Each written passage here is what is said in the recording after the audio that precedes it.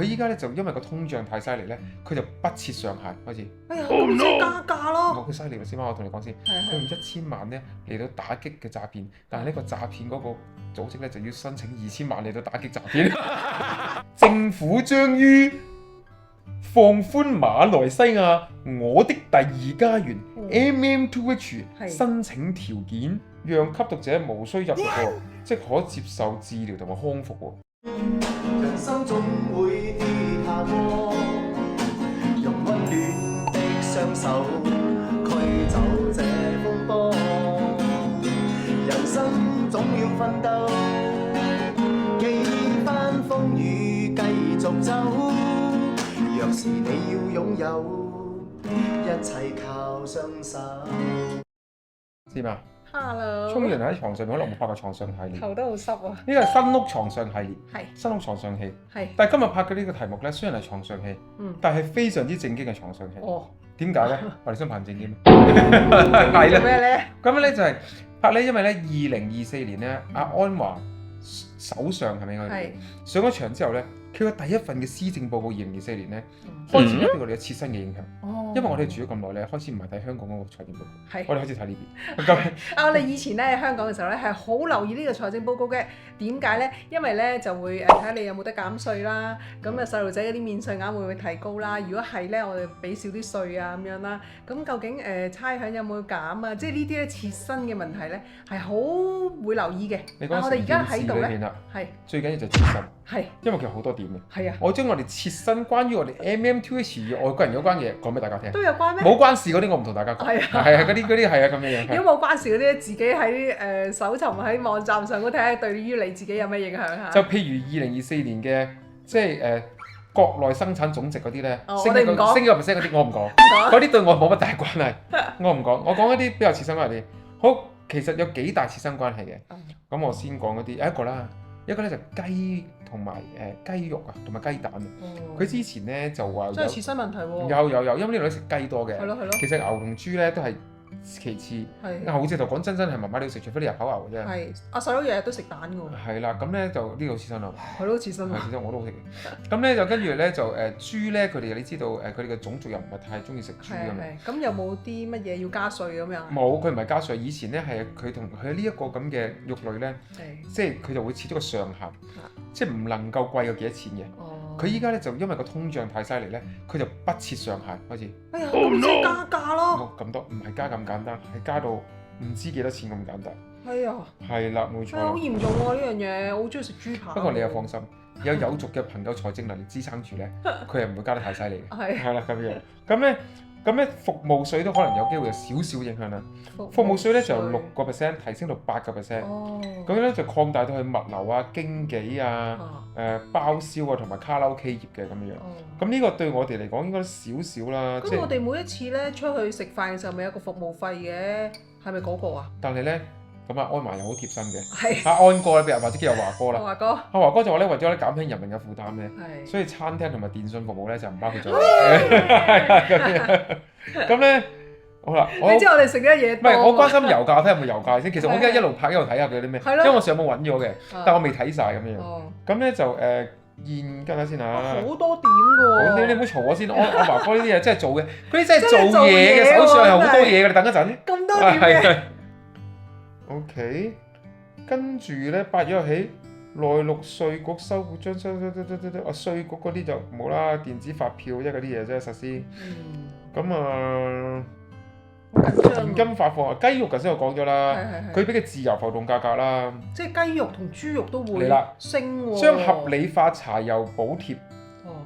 針對貨運業嘅營運商等嘅用戶，我諗即係其實咧用貨車司機做生意運輸嗰啲咧，咁佢哋就會將個補貼可能會削減咯。哦，咦，咁即係變咗運輸業啊？咁即係可能我哋 courier 嗰啲又貴咗噶咯喎。咁即係我哋運嘢啊，即係去其他國家嗰啲運費又提高咗咯喎。咦，呢都係成本嚟㗎喎。有機會啦，佢有少少補貼唔知未必會即係未必會去到我哋啲用家身上嘅。咁佢就啲電力補貼對我哋亦都冇乜太大關係啦。應該就改革特別有個叫改革特別工作小組啊，將加快維修政府宿舍。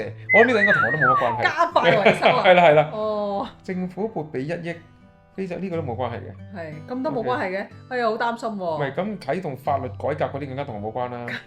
咁啊，呢個有關係啊。係國家詐騙應對中心啊，居然有個咁嘅嘢喎，真係未聽過。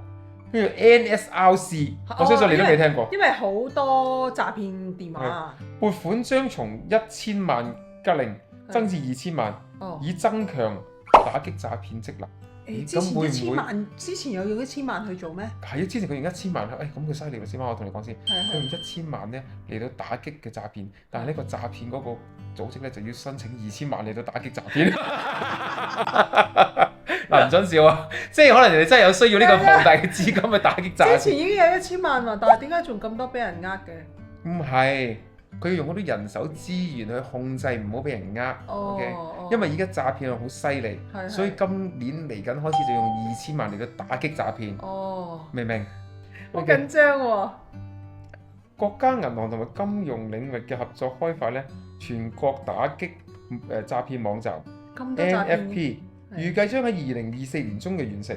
係該網站具備自動追蹤資金功能，並希望加快資金檢測、凍結同埋歸還。我知多咗1000萬係咩啦？佢整個 CC 抌啊，係個 CC 抌要嚟追蹤住個資金啊，係啊咁樣。哦，即係追蹤嗰啲錢去咗邊？我懷疑係啦，唔係阿華哥有冇同我講過故啫？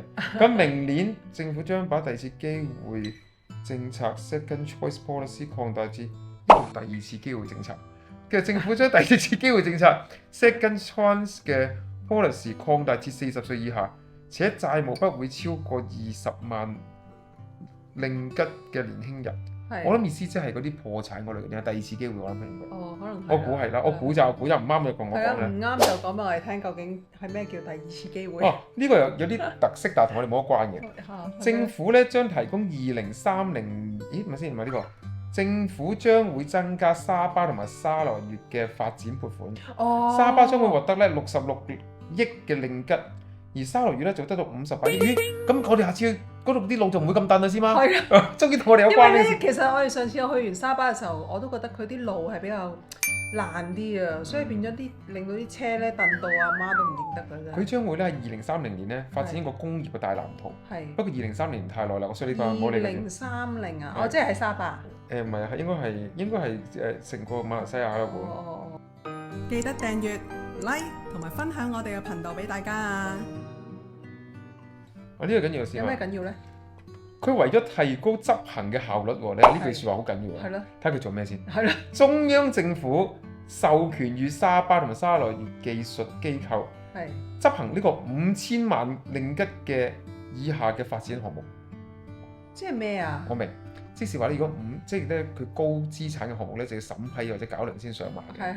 即係如果而家5000萬令以下咧，就快上馬。就快上馬。所以咧呢啲唔係中國嗰啲國家水，我們必須要出怎麼得，即係嗰啲咧你唔同你就聽唔明咗。3個領導乜嘢4個咩？ 3個乜乜4個乜乜嗰啲，即係類似嗰啲咁嘅嘢。咁跟住咧就講嚟講去都未到我哋嘅。你唔好嘈住先，有嘅。好緊張喎！佢將撥款2800萬令吉，為嗰啲初創公司咧開發呢個叫 MY Startup 嘅平台。咁應該係同幫啲電子商嗰啲啦。MY Startup，可能會唔會係嗰啲網上 e-commerce？哦，呢個緊要喎。係。因為哥哥讀電子啊嘛。係。佢依家咧準備咧喺北馬咧為電子同埋電器行業咧拓呢個廣泛嘅生態系統。政府將喺霹靂北部吉拓，我唔知咩嚟嘅，開設高科技工業區。其實檳城已經係一個高科技工業區嚟喎。佢而家喺一個新嘅地方再起。所以如果你北邊就檳城嗰邊就會更加電子化，即係。哇！點解呢個報告咁長嘅？電子工業。我明想講個 point 叫 MM2H 咧，佢咁耐都未到。係咯。佢好長啊！呢邊嘢。我就話見到你咧，哇！碌。唔係佢呢個應該係佢將阿華哥原裝嗰份嘢吸晒落去，唔知咩？我覺得華哥做得幾辛苦。係。我唔知係咪華哥自己做嘅咧。你繼續睇啊！我就喺度想問下一個問題嗱，譬如話咧我喺香港咁計啦，咁如果我報免稅額嘅時候，即係我報稅啦，我自己私人報稅咁樣啦，咁我會有子女免稅額啊嘛，同埋有父母免稅額啊，但係唔知呢度有冇嘅咧？即係譬如話，如果你有2個細路仔，咁你嗰個報嗰個收入稅嘅時候，係咪都會有個免稅額啊？譬如話我減2萬，就係放你2個細路仔嘅津貼。咁樣會唔會係有咁樣咧？呢個要我都想知問粉絲先知。係啦，二零二六年咧將設定為大馬嘅旅遊年，哦咁咧目標係吸引咧2610萬嘅外國遊客到嚟，係咁預計咧就會喺國內消費達到咧976億嘅，咁咧就政府將咧撥出3億5千萬咧，令吉咧促進大馬嘅旅遊業推廣同埋活動，促使佢哋再度旅遊業咧成為我哋最主要嘅旅遊勝地咁樣。哦，啲旅遊業蓬勃發展喎，咁樣係啦，希望佢做得到啦。係。如果佢有機會嘅話，佢可以承聘我哋撥幾個億過嚟俾我哋幫手夾。係。撥個尾嗰幾個零 OK 係啦，㗎啦。係咁樣係。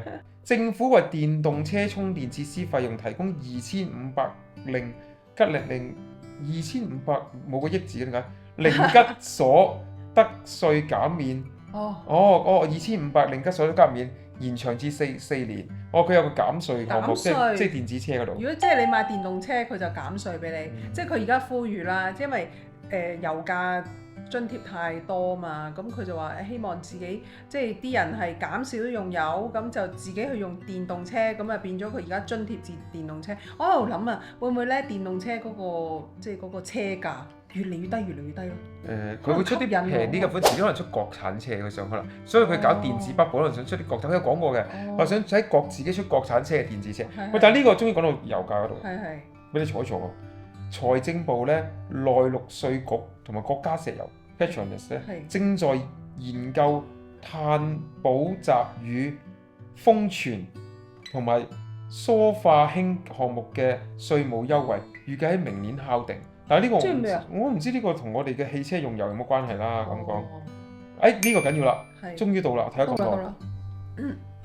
政府將於放寬馬來西亞我的第二家園 MM2H 申請條件，以增加外國遊客同埋投資者嚟到馬來西亞嘅數量。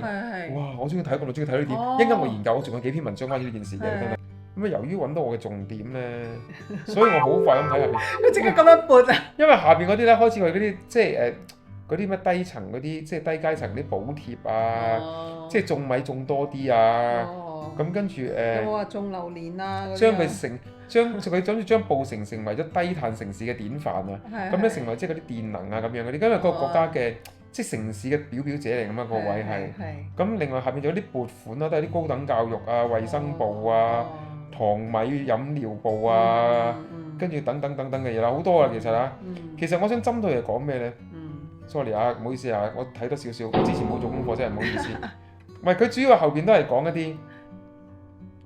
即係 minor 啲啦，啲教育基金啊等等嘅嘢。捐款去扣稅。不過呢個特別喎，待修訂嘅1983年吸毒者或者嘅法令咧，讓吸毒者無需入獄喎，即可接受治療同埋康復喎。即係吸毒係唔使坐監就即刻去接受治療咯。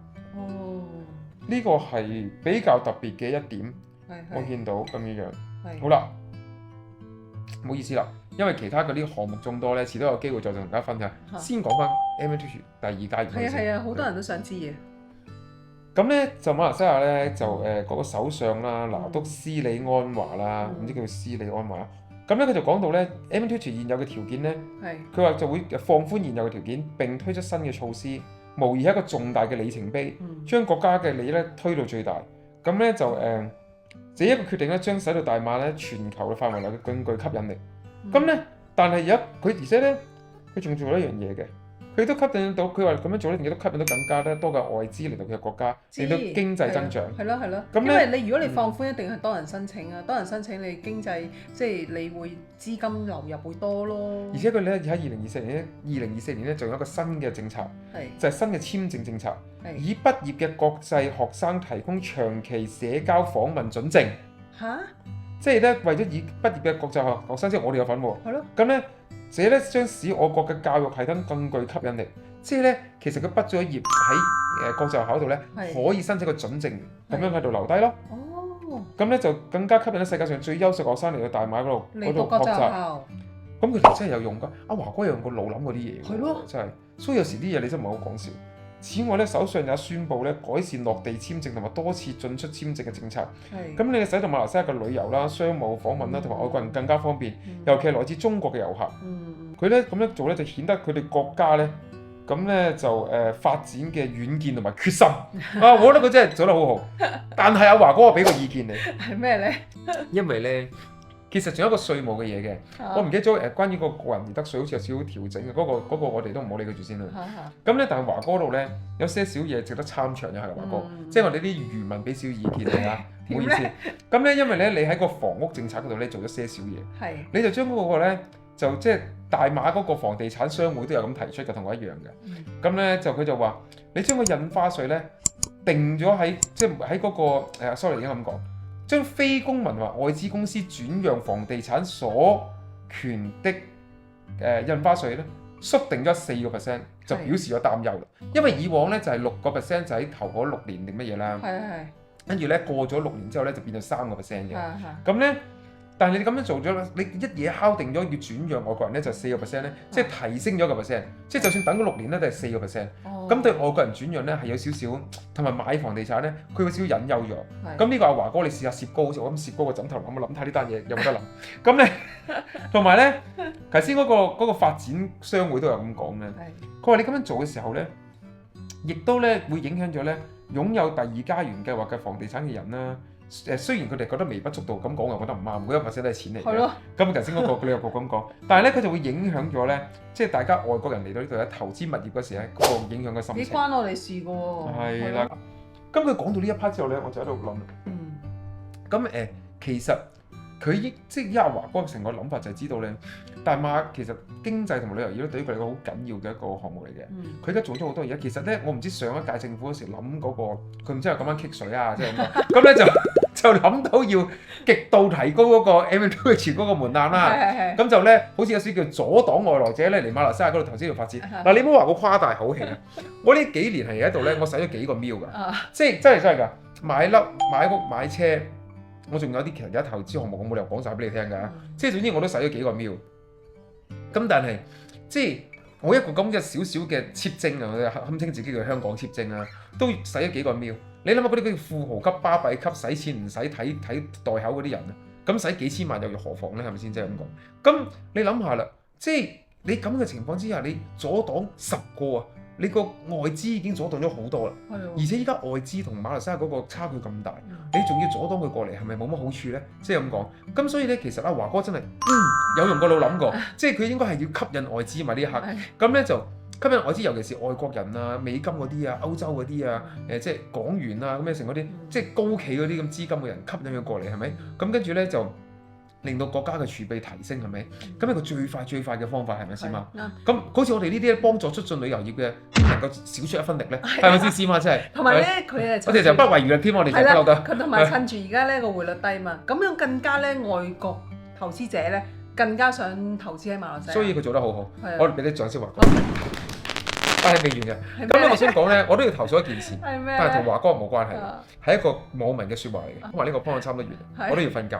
咁咧，聽日我有好多工作要做。咁咧，佢就話我哋，佢話其實啊，嗰啲油價津貼啊，國家嘅福利啊，移民呢啲咁嘅外國人啊，其實唔應該擁有㗎。咁我話嚇點解咧？跟住佢話你哋又唔係我哋嘅身份證嘅人，又唔係我哋國家嘅公民，你只不過嚟呢度住啫嘛。呢所有嘅優惠你哋係唔應該擁有嘅咁樣講。我又覺得我極度反對呢件事。點解咁講？因為如果我哋過嚟一啲人咧係冇使過錢，即係純粹譬如佢咧，我淨係用你啲嘢猛咁用，我淨係擺咗少少嗰幾十萬儲備落去你個銀行，跟住猛咁用你國家資源，用你個道路啊，又唔俾稅啊，日日喺度嘆咖啡啊，跟住食嘢，跟住又唔做嘢啊，又咩都咁樣咁嚟到咧，我認同你嘅説話，我真係贊同。其實雖然都係唔啱。因為你呢個 MM2H 嘅話，不嬲都係預咗俾人哋咁樣嘅，你唔能夠咁講，係咪先咁講？但呢個係國家決定咗嘅事，呢個係你個人意願啫。國家決定咗，如果批准咗佢過嚟咁樣做咧，俾咗呢嚿錢喺銀行儲備咧，佢就會俾佢享用呢啲所有嘢。但係尤其是對我哋更加唔公平，我哋有交稅的。係啊，我哋有做生意，我哋有交稅，有交公司稅。我交稅分鐘多過你講嘢嗰個嘅。即係你居然話我冇權去用呢啲嘢，或者享受呢啲福利，我就覺得有點易拿過。所以咧，你唔可以一概咁樣講。即係如果有啲人過嚟，譬如不是生產啊，齋用馬來西亞資源啊，過到嚟又冇貢獻啊，又冇投資啊，咁我覺得呢啲人你咁樣講句是對的，但係唔該你分清楚，我哋有啲白有啲黑，你分清佢係黑定係白，你又唔好亂講，係咪啊？係咪先？即係咁講係咪先啊？係咯，所以我哋都應該要享用呢個應有嘅權利嘅。係因為我哋有交稅未？有啊，我哋報咗就你啦稅俾會計師啦。OK，好啦，拜拜。好啦，拜拜。記得訂閱同埋 like 我哋嘅 channel啊！